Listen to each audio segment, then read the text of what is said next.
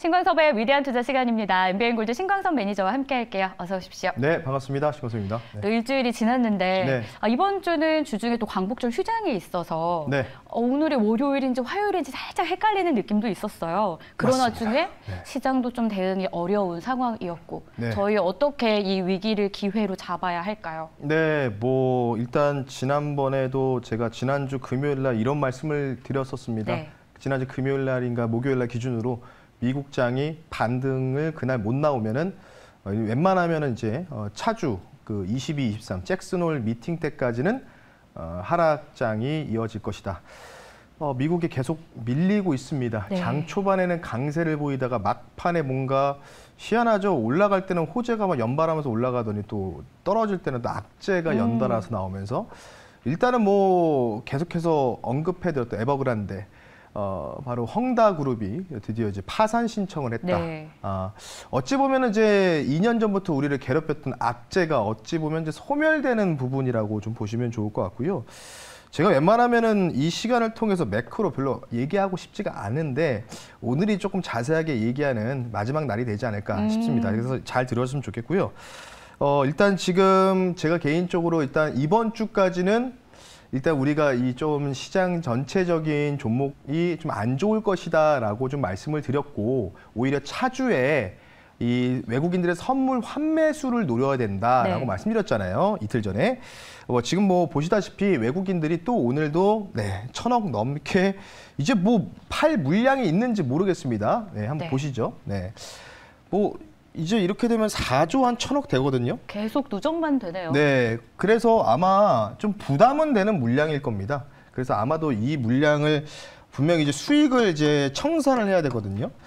이 청산 시기가 언제일까라고 좀 고민을 해봤는데 아마 그래서 제가 말씀드리는 게 이제 23, 24일이 될 가능성이 높다. 일단 23일 날에는 이 잭슨홀 미팅이 있습니다. 그 잭슨홀 미팅에서는 우러 전쟁 관련된 뭐 재건 또는 그 최근에 이제 뭐 아시다시피 중국 관련된 또 이제 악재가 나오면서 전 세계 은행장들이 모이는 자리거든요. 실제로 또 우리나라의 이창용 한국은행 총재도 참석을 하고요. 그리고 그 다음 날에 엔비디아 실적 발표가 애프터 마켓에서 있기 때문에 우리나라 시간으로 24일 날 이제 반영이 되는 거라고 보시면 좋을 것 같아요. 그래서 오늘 보면은 반도체 그러니까 오늘 전반적으로 좀 엇갈림이 좀 많이 나오고 있죠. 엔비디아 실적 발표 이전에 지금 한미 반도체가 거의 뭐 20% 넘게 급등이 나오고 이수페타시스 전반적으로 후공정 쪽이 그 AI 붐으로 올라갔었던 반도체 업종들이 강하게 상승 탄력이 나오고 있다. 이렇게 좀 보시면 좋을 것 같은데 어찌됐든 간에 저는 사실 조금 다르게 생각했었거든요. 어제 공개 방송에서 뭐라고 말씀드렸냐면 23, 24일까지는 뭔가 이제 이런 한미 반도체라든지 이수페타시스 이런 종목이 약간 좀 기간 조정이 들어가면은 오히려 우리가 좀 매수를 하면은 엔비디아 실적 발표에 뭔가 정고점을 넘어갈 가능성이 있다고 했는데 오히려 좀 반대로 미리 좀 움직였습니다. 이유는 어제 필라델피아 반도체 지수라든지 엔비디아는 빠졌거든요. 네. 근데 올라갔다. 그러면 결국은 뭐냐면 그냥 수급에 놀린 것 같아요. 그냥 뭐 아까도 뭐 우리 반도체 수출 데이터가 잘 나왔다고 하는데 뭐 그렇게 잘 나온 편도 아니거든요. 그냥 쏘쏘하게 나온 건데. 뭐 그걸 가지고 이제 모멘텀을 만들었던지 어떤지 모르겠지만 어쨌든 간에 반도체 업종들이 전반적으로 좋긴 한데 지금 이게 약간 좀 저도 이제 반대로 가서 오히려 조금 이제 엔비디아 실적 발표 때는 먹을 게 없지 않을까? 약간 이런 생각도 들어요. 너 미리 좀 움직이다 보니까. 그리고 엔비디아 실적은 이제 다음 주에 한번 제가 프리뷰 한번 해드릴 텐데 아마 실적 가이던스 되게 높게 잡아놓은 상황에서 이거를 어떻게 상세 효과를 만들지가 고민이고요. 오늘 좀 말씀드리고 싶은 게요. 오늘 지금 이것만 잠깐 좀 보겠습니다. 네, 어떤 내용일까요? 뭐냐면 달러를 한번 말씀드리는데 달러 진짜 뭐 죽어도 안 빠지죠. 지금 계속 안 빠지고 있습니다. 최근 또 중요한 지표가 되고 있어요. 시장 안에서. 그러니까 지금 뭐 좀 답답하실 것 같아요. 그러니까 몇 개 가는 종목들만 뭔가 급등이 나오고 뭐 이전에 이제 2차 전지 달릴 때랑 좀 비슷한 거기서 중간에 초전도체까지 끼어다 보니까 그렇게 좀 왔다 갔다 하는 흐름이 좀 나오고 있는데 뭐 초전도체는 제가 볼 때는 뭐 아직은 안 끝난 것 같아요. 좀 뭔가 이제 하락이 지금 이제 네이처 관련된 이따가 좀 리뷰 종목이 있기 때문에 그건 이따가 말씀드릴 거고요. 지금 원달러 환율 보면요, 좀 심각한 상황입니다. 원달러 환율이. 그래서 23일 날 잭슨홀 이 미팅에서 이창용 한국은행 총재와 또 이제 파월 연준위원장도 만나고 뭐 하지 않겠습니까? 근데 여기서 뭔가 이제 중요한 뭔가의 이제 내용들이 좀 나오는지 귀국해서 이게 좀 중요한데요. 지금 많이 안 좋아요. 예, 쉽게 얘기해서. 제가 볼 때는 전고점 한번 다시 터치하러 갈 가능성이 높습니다. 1,400원대. 예, 1,400원대를 좀 우리가 고려를 해야 된다. 왜냐하면 제가 지난번에 말씀드렸다시피 1,310원대 뭔가 이제 돌파를 시도했다가 밀려야 된다고 했잖아요. 그래서 밀려야 된다. 밀려야 이제 안정화가 된다고 했는데 이걸 좀 뚫어줬거든요. 뚫어줬기 때문에 중간에 쉬는 흐름 한번 나올 거예요. 중간 쉴 때 우리나라 증시도 좀 반등이 나오겠죠. 근데 다시 한 번 더 올라갈 수 있는 가능성들은 충분히 있다. 그래서 아마 상분기, 뭐 4분기 사이든지 어쨌든 간에 시간은 제가 모르겠으나 1,400원대 상반까지 고려할 필요가 있는데 이유가 뭐냐면 이 DX라고 해가지고 미국 달러 지수인데 제가 여기서는 제가 데이터를 이제 못 가져 나왔는데요. 제가 이제 오늘 저녁에 네이버 밴드에다 올려드릴 거예요. 예, DX 지수라고 해서 미국 달러 지수인데 거기에다가 10년물 국채 수익률, 2년물과 10년 국채 수익률의 비교 차트가 있는데요. 네. 이 수익률 곡선이 디커플링이 발생했어요. 그렇다는 얘기는 뭐냐면 쉽게 얘기해서 국채를 사람들이 이제 파는 사람도 있으니까 국채 수익률이 올라가는데 지금 보시면 이제 금리가 이제 국채 수익률 자체가 금리잖아요. 그럼 통상 이제 반비례 관계로 이제 움직이는데 이게 어떻게 움직이냐면 오히려 곡선이 이제 일치했다가 최근에 이렇게 좀 이게 어긋나고 있어요. 이게 크로스가 되면서.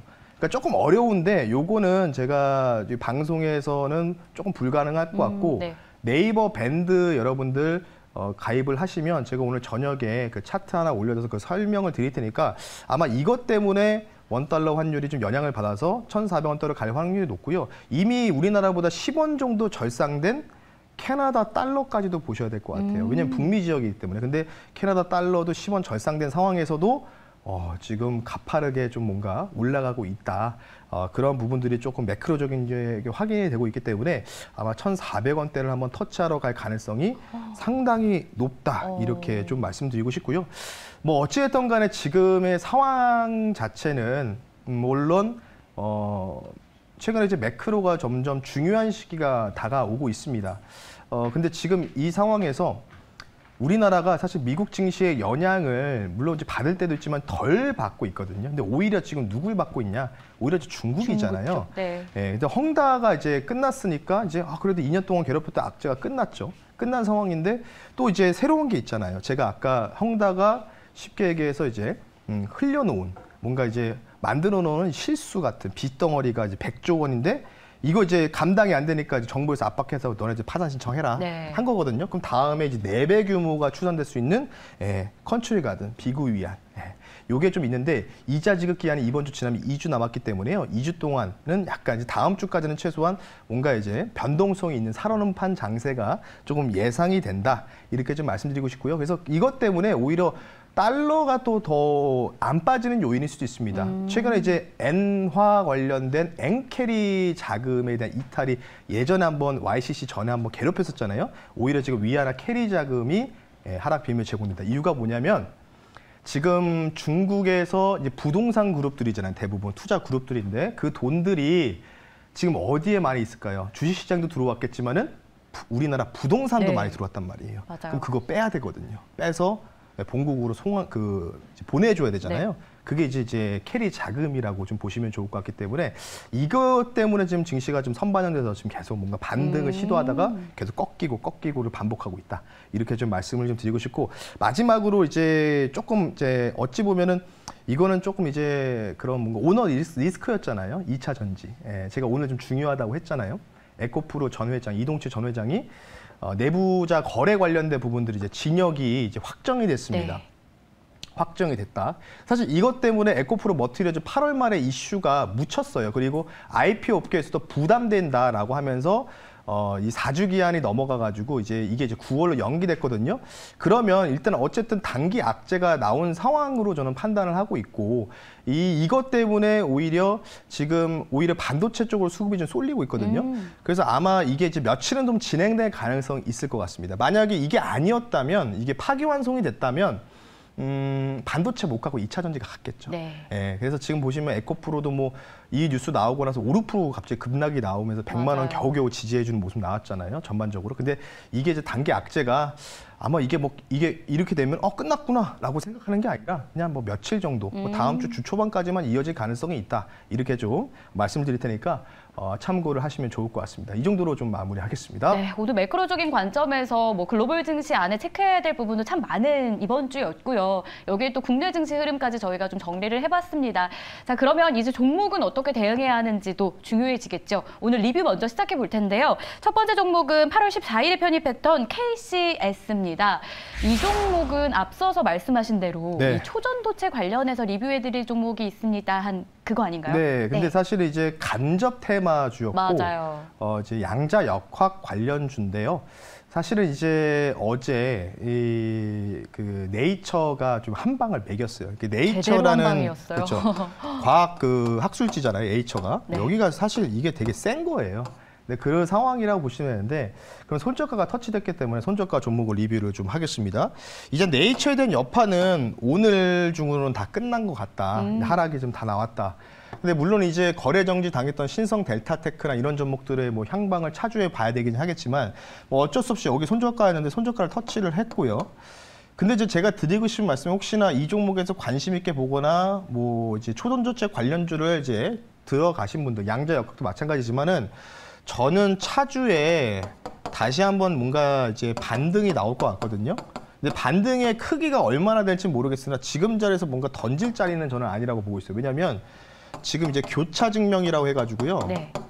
그러니까 지금 초전도체가 해외에서부터 마찬가지고 국내에서도 반반의 의견이 엇갈렸잖아요. 이거 맞다 아니다. 근데 그에 대해서 이제 교차 증명에 대한 부분들이 차주의 일정들이 있습니다. 그리고 이 퀀텀 에너지 연구소 소장도 차주 이제 후반 정도 이제 관련된 증명 사실을 공개하겠다고 했잖아요. 맞아요. 네, 그런 부분이 있기 때문에 아마 이제 들썩들썩하면서 뭐 올라갔다 떨어졌다 뭔가 변동성이 나올 거기 때문에 지금 자리에서 뭔가 손절하는 것보다는 관련된 부분에서 뭐 서남이나 덕성 물론 아니라고는 했지만 그런 종목들 1등 종목들 다시 한번 리바운딩 나올 때 같이 좀 올라가게 되면은 매수가 근처까지 다시 도달될 가능성이 있기 때문에 차라리 그쯤에서 매도하는 게 좋다. 그래서 네. 일단은 모멘텀은 교차 증명으로 보고 있다. 요거에 관련된 부분에 모멘텀이 좀 남아있기 때문에 아직은 안 끝났다. 이렇게 좀 말씀드리면서 조금만 더 보자. 혹시나 손절 못하신 분들 그렇게 말씀드리면서 마무리하겠습니다. 네, 사실 방송에서 이 네. 손절가를 터치한 종목 리뷰하는 게 쉬운 일은 아니에요. 신광선 매니저님이니까 할 수 네. 있는 일이 아닐까라는 생각이 제가 드는 게 같이 방송하면서 이 손절가 한 종목에 대한 어떤 정확한 시각도 있었기 때문에 그냥 추천한 게 아니었거든요. 네. 그래서 그 시각이 있기 때문에 또 그 뒷 마무리까지 지금 잘 해주고 계신다라는 점 또 감사하게 생각하는 이 채팅창의 내용들도 지금 올라오고 있습니다. 제가 네. 인사를 드리고 싶은데 네. 지금 이제 또 인사가 안 됩니다. 일일이 인사는 못하지만. 목에 좀 담이 걸려가지고 지금 약간 부자연스럽잖아요. 지금 좀 양해 좀 부탁드리겠습니다. 네, 이렇게 해서 저희 첫 번째 종목 좀 리뷰해봤고요. 두 번째 리뷰할 종목으로 넘어가 볼게요. 16일에 편입했던 리노공업입니다. 현재 한 7%가량의 최고가 기준 수익률을 보여줬습니다. 기간이 얼마 되지 않았어요. 네, 일단은 내일 있을 한미일 동맹 관련된 면담인데 두산 테스나랑 같이 할게요. 요거는 네. 묶어서. 자, 화면 볼게요. 자, 이 종목 한번 보셨으면 좋겠습니다. 이 종목이 뭐냐면 제가 지난번에 이제 액티브 펀드라고 했잖아요. 네. 아시아 반도체 공급만 엑시트 차이나 액티브 ETF. 그러니까 이름 되게 멋있죠. 중국을 제외한 아시아 반도체 동맹 공급만 ETF입니다. 그 안에 종목이 리노랑 그다음에 뭐죠? 두산 테스나.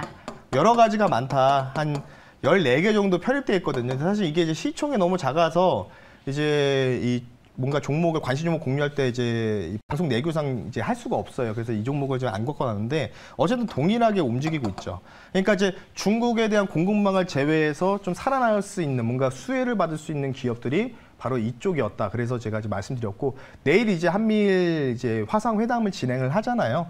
관련된 모멘텀 좀 있기 때문에 어쨌든 이 종목하고 유사하게 흘러갈 가능성이 있습니다. 그래서 이 종목은 목표가까지 조금 남아 있어요. 리노공업 네. 지금 오늘 좀 이제 장대 한번 뽑아주고 있죠. 두산 테스나는 장대 한번 뽑아주고 나서 5일선 타면서 좀 움직이고 있기 때문에 약간 좀 이제 오늘의 한미 반도체라든지 이런 종목들처럼 전고점 넘어가는 슈팅이 나올 가능성이 저는 있다라고 보고 있고요. 그럼 반대로 리오프닝 말씀을 드리면 예, 지금 리오프닝 막 초반에 막 급등 나오고 그랬거든요. 좀 조심하셔야 될 것 같아요. 왜냐하면 이제 내일 그렇게 좋은 얘기가 나올 것 같진 않아요.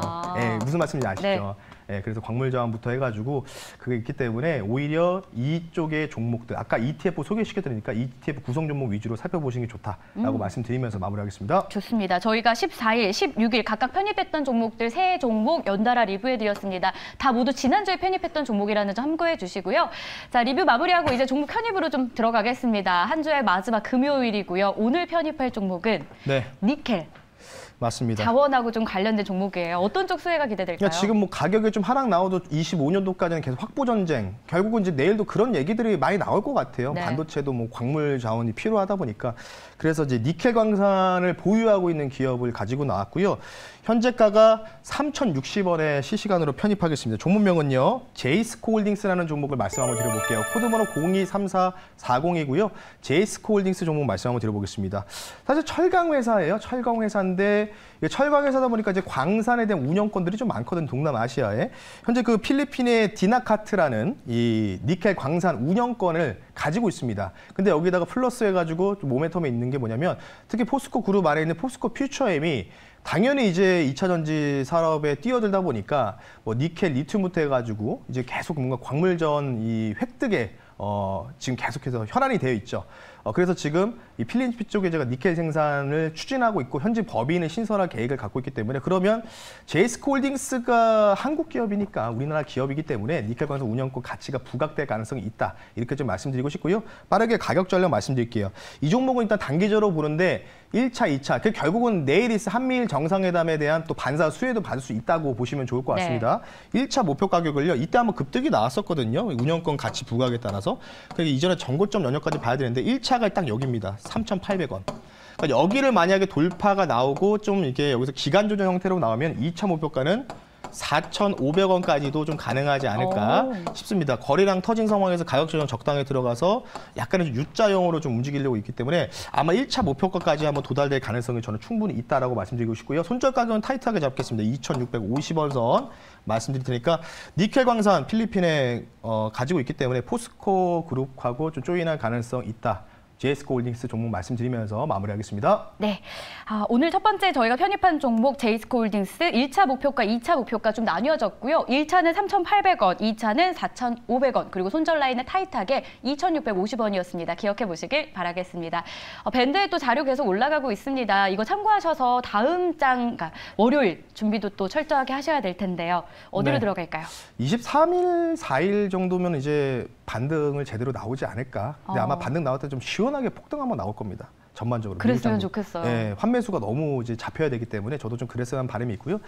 관련된 부분들 제가 아까 말씀드렸잖아요. 저녁에 올려드릴 테니까 녹색 밴드 활용하셔가지고 여러분들 엠뱅으로 신고해서 검색하시면 된다. 그래서 네이버 밴드를 통해서 여러분들 정보 얻어가셨으면 좋겠습니다. 네, 이렇게 해서 신강섭의 위대한 투자 오늘 마무리하고요. 저희는 다음 주 월요일장에서 만나도록 할게요. 수고하셨습니다. 네, 감사합니다.